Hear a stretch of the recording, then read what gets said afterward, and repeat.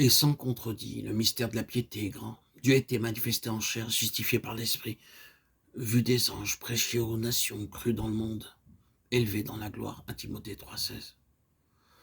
Notons que le mot traduit par piété dans ce passage est unique dans le Nouveau Testament. Il ne s'agit pas du mot couramment utilisé et traduit par piété. Mais ce mot signifie nature divine. De sorte qu'une traduction meilleure serait grand est le mystère de la nature divine qui a été rendu visible dans la chair. Nous mentionnons cela car ceci ôte la difficulté qui touche depuis longtemps ce passage. Lisons Éphésiens 5, 30, 32, parce que nous sommes membres de son corps. Et c'est pourquoi l'homme quittera son père et sa mère, s'attachera à sa femme, et les deux deviendront une seule chair. Ce mystère est grand. Je dis cela par rapport à Christ et à l'Église. Dans ces deux passages, 1 Timothée 3,16, Éphésiens 5, 30, 32, je crois que nous avons une interprétation du chapitre 17 de l'évangile de Jean. Vous pouvez prendre le passage de Timothée et noter ses propositions, et en les transposant dans ce chapitre de l'évangile de Jean, vous verrez qu'il y a deux similitudes, l'une avec Christ personnellement et la deuxième avec ceux qui constituent son Église. La nature divine a été manifestée en chair. Nous n'avons pas besoin de passer par beaucoup de temps pour appliquer cette phrase à Christ, mais il n'y a aucun doute que ceci le concerne, qu'il est celui à qui cela convient, qu'en vérité il était Dieu manifesté en chair, et que la nature divine fut incarnée en lui. Jean 17 fait allusion à ce fait de manière très absolue. Ils ont cru que tu m'as envoyé. Verset 8. Puis Jean 17 transpose ces choses dans l'Église.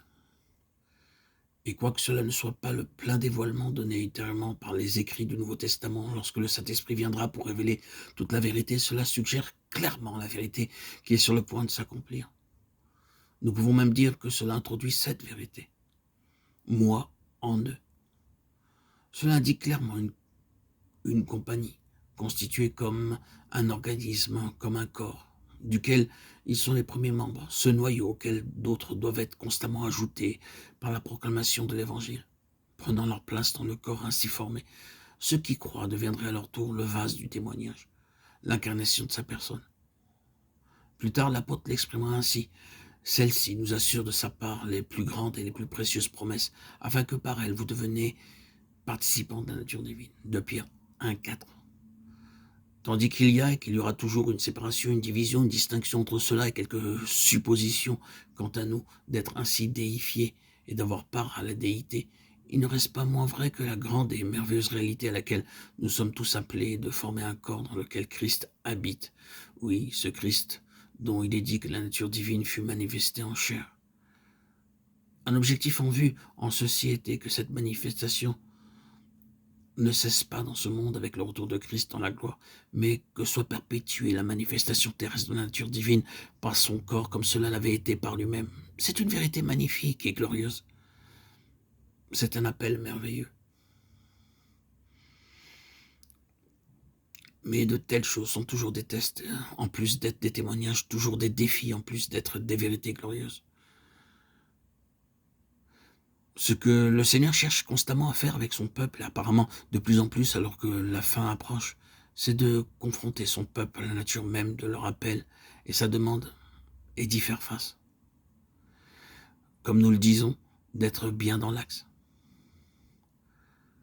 La première chose précise pour laquelle l'Église est appelée dans sa relation avec Christ est qu'elle soit la manifestation de lui-même. Lui, la nature divine manifestée en chair, moi en eux. La vocation de l'Église est de maintenir ici sur terre un témoignage de la présence du Seigneur, de sa présence vivante. Cela peut paraître élémentaire, mais ce n'est pas aussi élémentaire quand vous considérez comment sont les choses aujourd'hui.